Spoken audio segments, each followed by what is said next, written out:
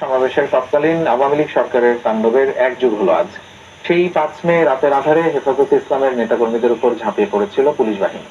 গুলি, sound grenade ও টিয়ার শেলের আঘাতে রক্তে রঞ্জিত হয় মতিঝিল এলাকা।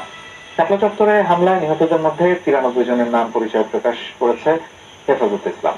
নৃশংস এই হত্যাকাণ্ডের বিচার নিশ্চিতে দাবি নেতাকর্মীদের। বিস্তারিত বুলবুল আহমেদের প্রতিবেদন। ২০১৩ সালের ৫ ও ৬ মে ঢাকার ঐতিহাসিক শাপলা চত্বরে তৎকালীন আওয়ামী লীগ নেতৃত্বাধীন সরকার নির্মমতার এক নজির সৃষ্টি করে।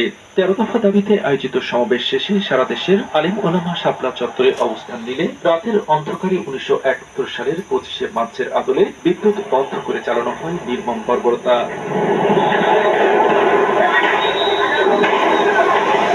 এই হত্যাযজ্ঞে আইন শৃঙ্খলা বাহিনীর সাথে যোগ দেয় আওয়ামী লীগ, যুবলীগ ও ছাত্রলীগের সশস্ত্র সন্ত্রাসীরা। রক্তে ভেসে যায় মতিঝিল